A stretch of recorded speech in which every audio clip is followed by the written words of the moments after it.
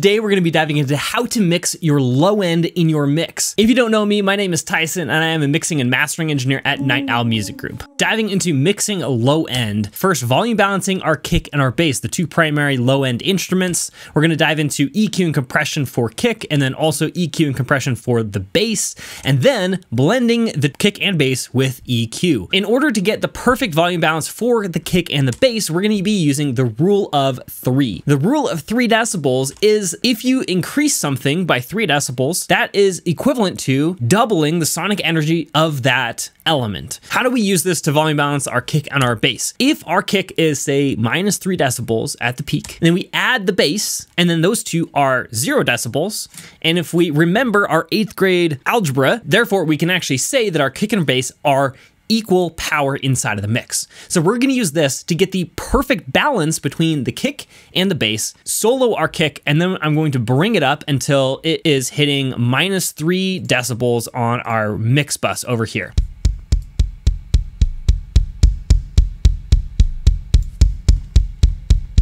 Go to our bass, and we're going to now increase our bass until it is increase the peak volume all the way to that minus 0 decibels, all the way at unity.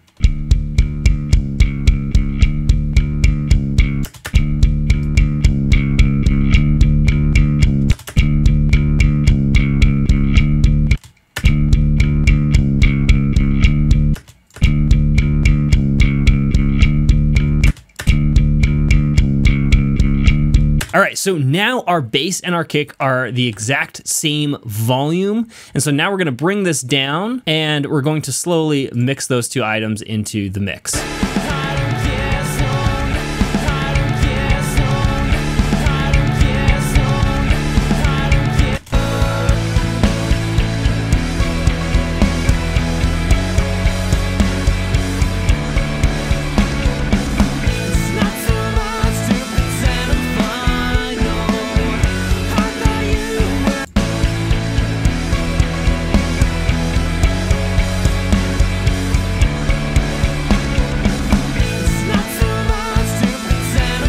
Okay, so diving into kick EQ, how do we EQ the kick? So common problems with the kicks is excess low rumble, which is down here in the low end. We can't really hear anything below 35 hertz, so we can just cut that out of the kick.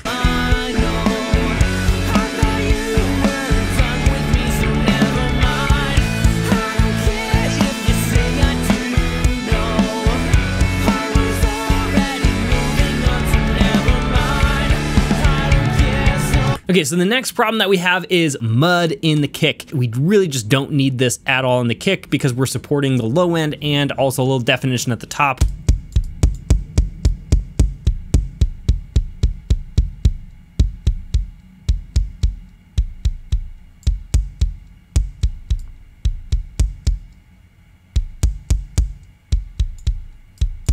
And then the third issue that we have is lack of definition with most kicks. So over here in our kick, we already have a very, very strong definition on the top end. So I'm actually going to decrease this a little bit.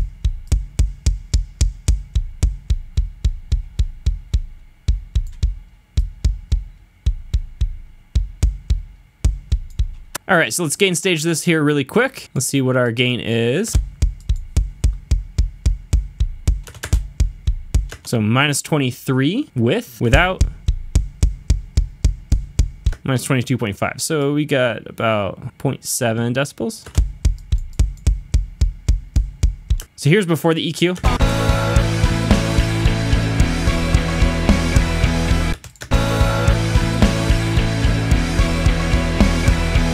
So just a reminder, if you want the instrumentation equalization guide that covers all the common instruments you'll find in your mixes, that is available for free right below this video. There will be a link. Let's dive into kick compressions. First one is consistency. So we basically want the groove, the rhythm, and the low end bass to be extremely consistent. And then the second thing we want to add to our kick is impact and energy, or ensure that it has this impact and energy. The common issues with kick dynamics are related to those goals. So the first one is macro dynamic variation. So So essentially we want to just fix this macro dynamic variation. We have a more consistent kick. And then the second thing that we often lack with our kick is a lot of beefiness or weight behind the kick. The third thing is lack of impact and punch. Let's talk about my go-to kick compression chain in order to get the consistency and weight, but also that punch and impact with kick. I'm gonna be covering a couple different styles of compression. If you don't know the styles of compression, there's a quick guide down below, again, completely for free for watching this video, so you can download that in a link below this video. In order to get more consistent kicks, I'm going to either reach for consistent type compression or gain staging. So here's our kick, and we can easily tell there are definitely some hits like this one that are far louder than everything else, or this one. Personal favorite is to actually gain stage everything. And by gain staging, I mean cutting out these regions, getting extremely detailed on how to actually fix these hits. So these ones are just far too loud comparatively to the rest of the track. So I'm going to just gain those down, and you can just do this visually. It's not rocket science. You just bring them down until they're equal with the hits around them. Like this one that's a little bit too weak, you just bring it up. So we just want to crossfade these two just to make sure there's no clicks and pops.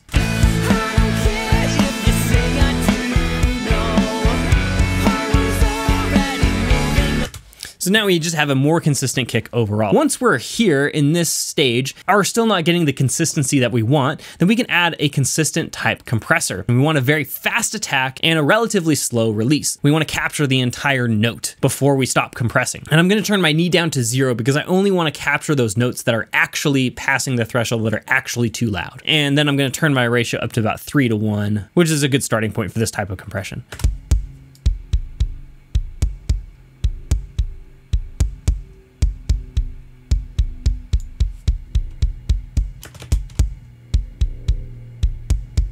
But my goal here isn't just to add a bunch of compression. My goal here is to create consistency. So I'm going to just compress the notes that are actually louder than the rest. The last step is to gain stage this really quick. So let's do that. So minus 24.2, minus 24.6. So you can probably gain half a decibel here. All right, that's perfect. Okay, so the second type of compression that we're gonna be adding is thickness type compression. I'm gonna mix this in so we can basically get this increased beefiness without completely sacrificing the transient, or rather the impact of the kick. The benefit of the thickness type compression is that it adds weight to the kick, further increases the consistency of the kick. Similar to the last type of compression, we're gonna be using very fast attack. However, we're also gonna be using a very fast release. I'm gonna use a slightly higher ratio because I really wanna dig into these notes with this thickness type compression to be able to use this in parallel here by using this mix knob. And I'm also going to be using my knee because I want to target each note as equally as possible.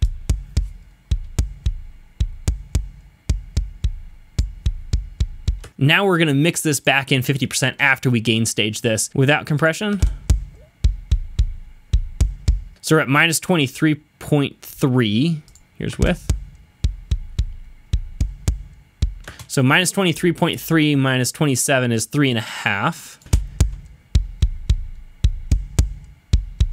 Okay, and now we're going to mix this in 50%. Okay, so here's without.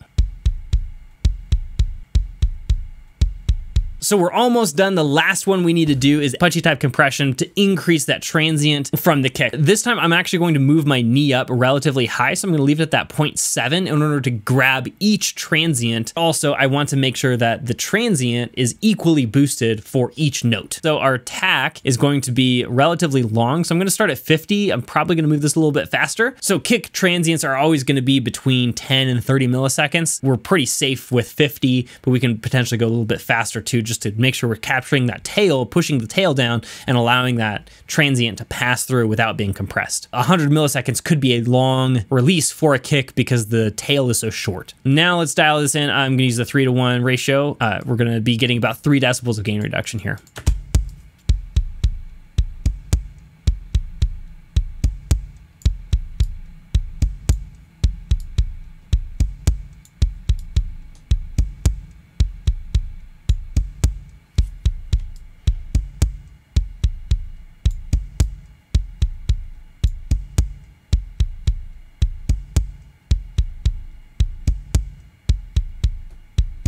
with this compression, you can actually hear a lot of the room noises being reduced a little bit in this kick because we're using this longer release, right? It's grabbing all of that room noise, pushing it down in between those transients. Gain stage this really quick. So here is without this compression.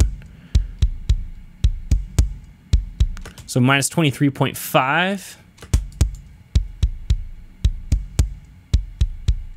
Minus 24. So just 1 decibel here of gain makeup. Okay, so here's the kick without any compression.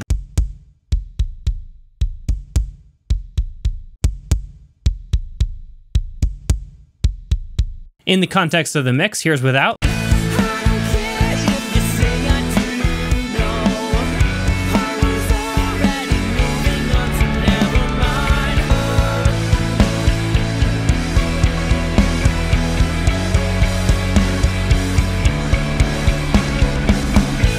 Diving into bass EQ, so the other half of our low end. Common problems with the bass guitar is excess low rumble, similar to the kick. Right over here, we have this low end that's really not necessary inside of the bass because we can't hear it.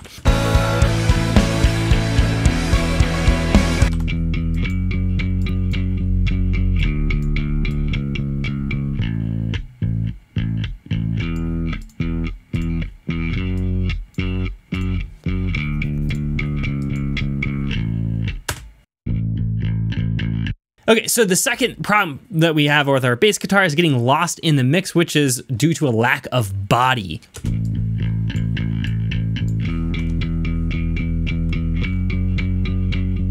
Actual body of the bass is already very, very strong in this region. So we need a little bit less body, and so I'm gonna go ahead and decrease this.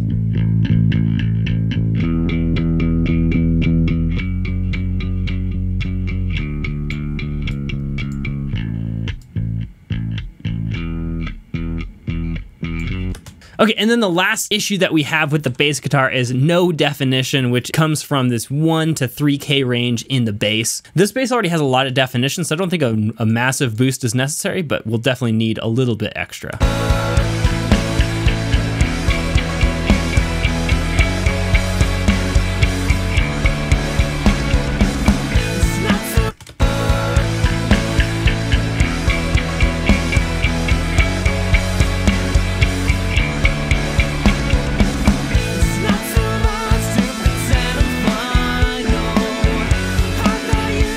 The last problem with the bass guitar is a lot of harshness, clinking, and clanking that is very characteristic of a lot of basses, especially when they're played aggressively. And the harshness comes from this region up here, usually the 3K plus range, sometimes even the 3K range, depending on your bass. This bass is actually relatively clean already. It doesn't have that many issues with clinking and clanking, but just to demonstrate that, what that sounds like.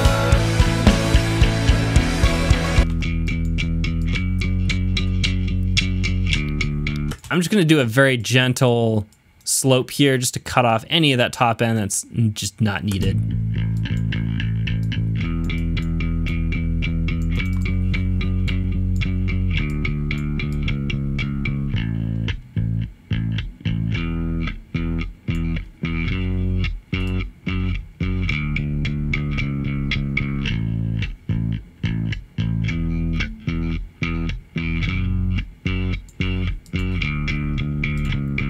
All right, so diving into bass compression now. Now that we've set up our EQ, let's start compressing our bass.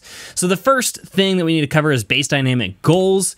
The first one is, obviously, we want a consistent bass for the production. The second thing is groove. So we want to add some groove to the bass. Let's dive into the go-to bass compression chain. First one is consistent type compression. This should not be a surprise after kick. We want to increase the consistency of the bass. Similarly to the kick, I will go in and gain stage everything when it comes to the bass. This bass is actually very consistent already, so this type of compression isn't actually needed. I'm just gonna show you how I would set this up though, if it were. I'm gonna be using an extremely fast attack, 0 milliseconds, and I'm gonna use a longer release, probably between 200 and 400 milliseconds based on the groove of the bass. And then I'm going to be reducing this threshold until I get about 3 decibels of gain reduction on those peaks.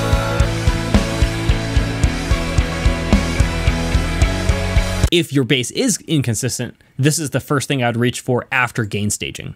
So the second type of compression that I'm going to be adding to my bass is thickness type compression. First, it's going to add just some additional weight to the bass, but then the second thing, it's also going to add some additional consistency to the bass as well. Let's add our thickness type compression here. I'm going to pull up our level meter as well to make sure we can gain stage this properly. I'm going to be using a 3:1 ratio, 0 on the knee, very fast attack, fast release. We're using thickness type compression here. Let's start around 50.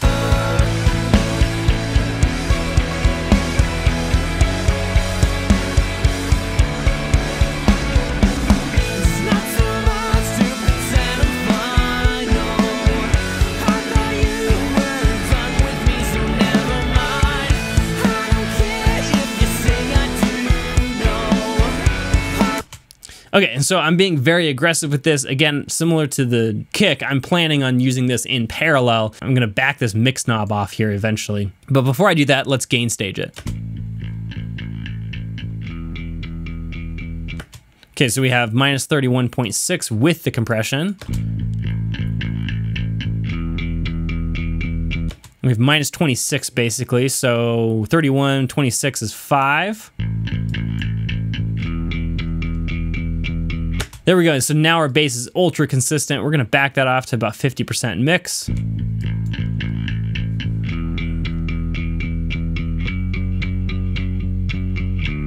Now we're on to the last stage of the compression chain, which is punchy or groovy type compression. The idea with this type of compression is always to increase the transient. Similar to the kick, we've already done consistent and thickness type compression, which has decreased the transient. Might be feeling a little bit too lifeless, a little bit over compressed at this point. By breathing this punchy or groovy type compression back into the bass, we can actually get a very impactful bass that's very, very controlled at the same time. I am going to leave my knee relatively high. I'm going to use a longer attack. So with this bass, I'm going to start around 100 milliseconds as the attack, and then release, we're going to stick around 200, maybe 400 milliseconds. 3:1 ratio, and let's dive in.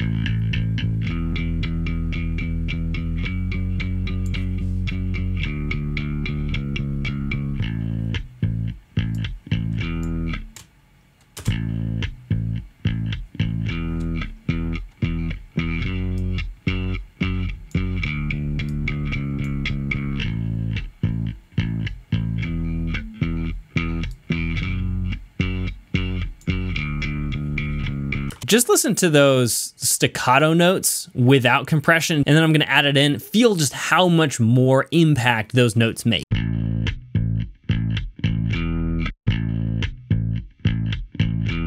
So let's gain stage this really quick. Okay, it's minus 29 RMS. It's minus 27, so we got 2 decibels.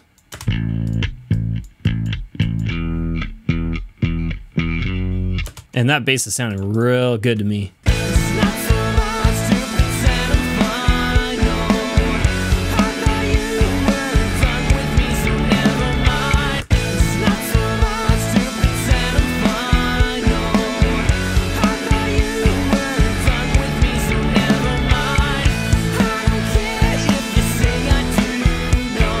Now it's time to build the relationship between the kick and the bass. So here is the bass. And the two things I want you to notice before we move on is that we have a peak here at 35 Hertz, which is the fundamental of the sub that's been added to this bass.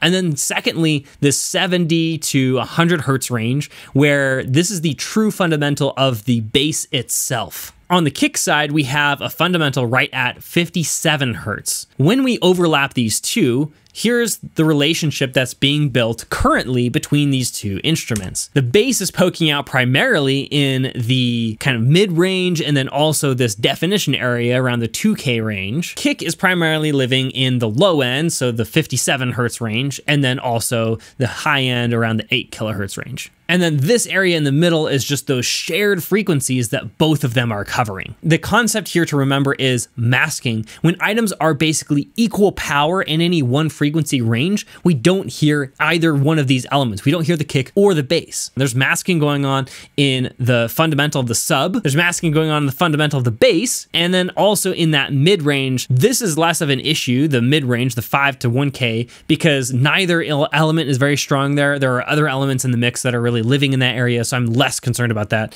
Biggest issue is this range right here. The bass's fundamental is in the 70 to 120 hertz range, and the kick is completely covering it up. Our bass is actually lacking power and lacking fullness. Let's dive into the dot and fix these issues. So I'm just gonna add an additional EQ to both the kick and the bass to solve these issues that we have. And the most important thing is this 70 to 120 hertz range. So we're going to be decreasing that on the kick, and we're gonna be fairly aggressive with a 3 decibel cut. And then on the bass side, we're gonna do the same thing, but we're going to boost by about 3 decibels at the same spot, which is right around this this range right here. Alternatively, because I know that the kick's fundamental is at this 57 hertz range, and it's actually very specific, right at 57, I can decrease this with a relatively narrow cut, and it's gonna allow that kick to not get covered up with the bass. And then also similarly, there was that bass that was living here right at that 35 hertz range. So I'm just gonna make sure that the kick gets out of the way for that sub, and we're gonna decrease a little bit right here as well. And then it looks like I'm kind of sacrificing my 57 hertz, so we're going to increase the fundamental right there. All right, so here is without either of these EQs in solo.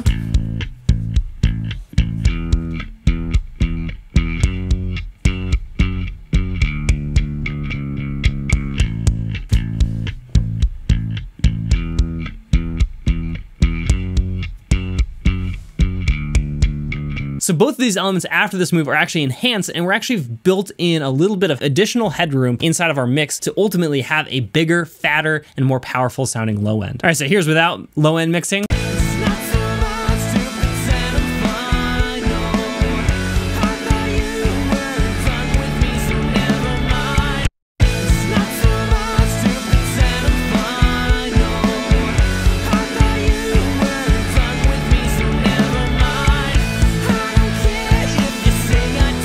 If you want to learn my entire mixing process and the actual objective side of mixing, which is 80% of your mix, then you can go ahead and pick up my book down below, The Objective Mix, or go to theobjectivemix.com to get your copy today. It's only $5. So hope to see you on the inside. If not, no worries, and I will see you in the next video.